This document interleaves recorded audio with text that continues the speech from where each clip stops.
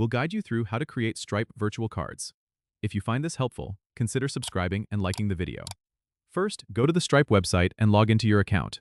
Once you're logged in, head over to the dashboard. On the left-hand side, you'll find a menu.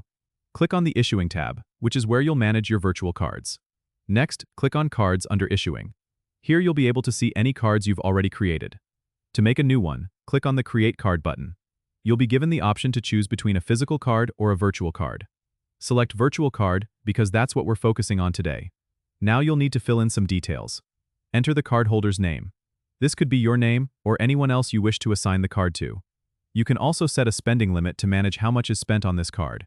This is a great feature for budgeting or controlling expenses. There's also a field to add a memo if you want to note what this card will be used for. After filling out these details, click Create to generate your virtual card. Stripe will instantly provide you with the card number, expiration date, and CVC code. Make sure to store these details securely, as you'll need them for online purchases. Another important tip: check your email for any notifications from Stripe confirming your new card creation. This helps you ensure everything is set up correctly. And that's it. You've successfully created a Stripe virtual card. Don't forget to subscribe and comment if this helped you out.